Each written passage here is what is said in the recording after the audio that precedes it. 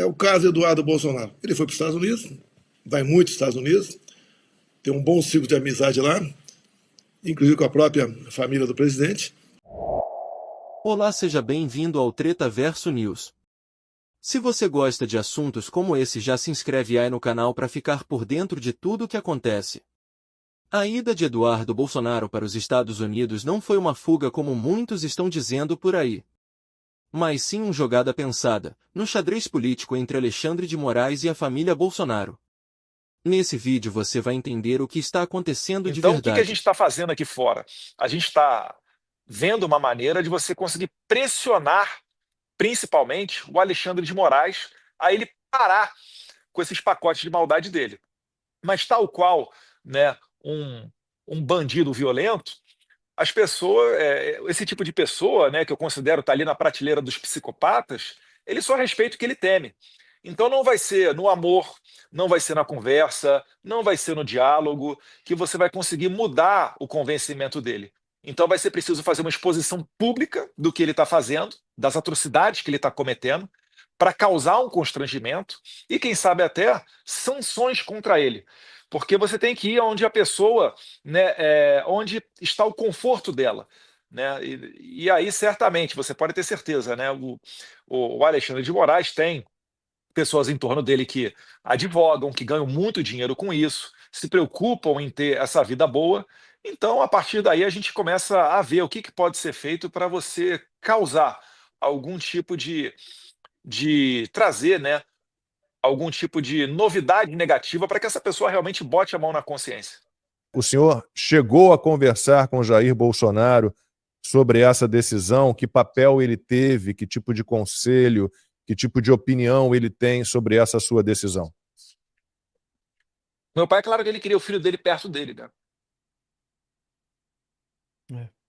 É dureza. Eu peço desculpas por ter provocado essa reação no deputado, mas Vamos lá. É que eu não gosto de parecer que eu estou me vitimizando, né? Mas é uma possibilidade real. É uma possibilidade real de eu nunca mais ver meu pai, enfim. Mas é a vida adulta também, né? Então não tem muita coisa que pesa quando você toma essa decisão. E certamente eu conversei com ele, tá? Não foi fácil, foi difícil. Ele queria que eu estivesse por perto, mas conforme eu fui conversando com ele foi entendendo os meus argumentos também, ele aceitou a decisão. E Deus quiser, ele só está deixando a gente mais cascudo aqui para quando a gente retornar mais forte. Em entrevista ao canal Timeline, Eduardo Bolsonaro conta sobre os motivos que o levaram para os Estados Unidos e as estratégias por trás de sua ida.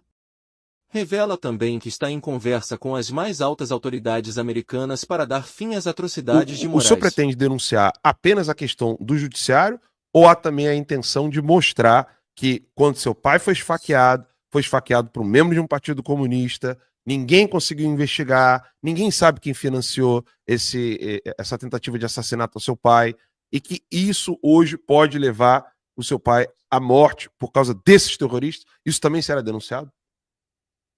Com certeza, Alan. Durante as conversas, a gente entra em alguns desses assuntos, né? O envolvimento dos narcoterroristas dominando aqui a América do Sul. O senhor está falando as autoridades americanas com o senhor? Sim. Nessas reuniões, né? Existe essa preocupação, sim. Então, quando começa a se falar da participação do Brasil, envolvimento com narcoterrorismo e etc., isso tudo vem à tona. E onde tem droga, tem esses grupos aí também, terroristas, que eles fazem uso, né, desse dinheiro para se sustentar. Você lembrou bem, ontem ou hoje, é comemorado um dos aniversários dos atentados terroristas na Argentina, né? Lá houve dois atentados terroristas em 92 e 94, explosões na Embaixada de Israel e também contra a sociedade israelita AMIA. E nessas oportunidades, o Hezbollah reivindicou a autoria dos atentados, e pelo menos em uma delas, né, foi rastreada a rota de fuga dos terroristas, e eles cruzaram pela Tríplice Fronteira, vindo para o Brasil, para Foz do Iguaçu, para depois do Brasil retornar lá, provavelmente para o Líbano. Então, isso tudo tem muita preocupação dos Estados Unidos, Fala-se novamente na questão do recebimento de navios de guerra do Irã no porto do Rio de Janeiro. Essa história não foi esquecida. Fala-se também na questão do passaporte, da inserção falsa do Felipe Martins aqui nos Estados Unidos. Esse é outro caso também que está batom na cueca. Eu acho que não demora muito para ter algum desenrolar dele e vai sobrar para a autoridade brasileira com certeza, porque eu não consigo imaginar uma hipótese em que uma autoridade migratória americana tenha do nada feito essa inserção falsa do Felipe Martins de entrando no território americano, porque esse foi o motivo usado pelo Alexandre de Moraes para prender durante 6 meses preventivamente Felipe Martins, sendo que ele notoriamente não viajou para os Estados Unidos, e ainda que tivesse ido, né, onde que isso daí configura crime? É a primeira vez que a gente está vendo um fugitivo do Brasil sendo preso no Brasil, porque ele foi preso preventivamente lá em Ponta Grossa, no Paraná. Então, todos esses assuntos vêm à mesa, né? Porque aqui, via de regra, há uma ideia geral do que está acontecendo no Brasil, porque eles estão vendo esse movimento mundial da esquerda, né? Na Polônia, no Reino Unido. O Reino Unido também está numa situação muito delicada com relação à censura.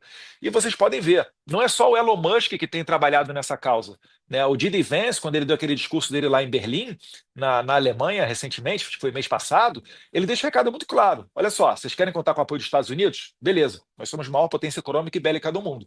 Mas a gente não vai ficar ajudando vocês se vocês não tiverem os mesmos valores que nós. Então, os Estados Unidos está passando por um processo de resgate das liberdades, né? Resgate da democracia. E o resto do mundo tem que acompanhar, porque essa é a tradição mundial. O mundo ficou doente só nos últimos 4 anos durante o governo Biden, estourando guerra para tudo quanto é lado, dinheiro da USAID indo para tudo quanto é canto, para as maiores baboseiras e para alimentar as pessoas com um discurso anti-americano. Enfim, então o governo Trump está botando ordem na casa e certamente isso daí também passa pelo Brasil. O Brasil é um grande jogador, é um grande player na geopolítica mundial. Nós somos um dos 10 países que tem o privilégio de mais exportar alimento do que importar. Nós somos o segundo país do mundo que mais exporta minério, mais exporta aço, né, e ferro em alta qualidade. E isso daí é feito para. Você já falou, ela, eu vi um vídeo seu muito bom, você falando, isso daí é matéria-prima para as máquinas de guerra. Alimento tem que alimentar a tropa, tem que alimentar o seu próprio país, senão o seu sistema interno colapsa.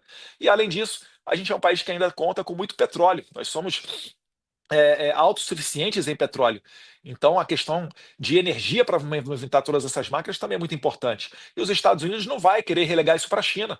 O Trump não vai querer botar no currículo dele, que foi durante a administração Trump, que ficou sedimentado no Brasil, um sistema semelhante ao da Venezuela. Então, pode ter certeza, né? As autoridades aqui elas estão olhando com muito cuidado o que está acontecendo no Brasil.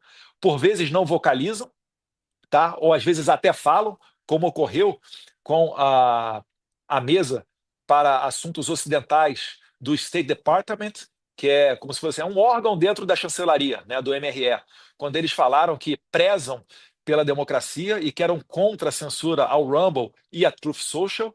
Então, o mundo está voltando ao normal, né? Pelo menos está indo nesse sentido o barco. Agora, um berde não sai da vaca só com diálogo, né? Vai haver ranger de dentes, vai haver nariz torcido, mas isso tudo aí faz parte da caminhada de resgate das liberdades e da democracia mundial. Em entrevista à revista Oeste, Bolsonaro comenta sobre a ida de Eduardo para os Estados Unidos. O objetivo é que o Brasil volte à normalidade jurídica, uma vez que sozinhos não vamos conseguir. Pergunta agora a Diana Paula Henkel. Bom, na verdade, presidente, deputado, nós ficamos aqui, né? Programa ao vivo é assim. Acabou de sair aqui a notícia que o ministro Alexandre de Moraes arquivou, deputado, o pedido de apreensão do seu passaporte. Ou seja, é inacreditável, né? Como eles só entendem a pressão e parece que a pressão de fora, entendendo, acho que eles entenderam a magnitude da lei Magnitsky, por exemplo, o projeto de lei que já vai passar provavelmente na Câmara sobre a lei sem censores na nossa costa, do deputado Darrell Issa, aqui de San Diego, pertinho de mim.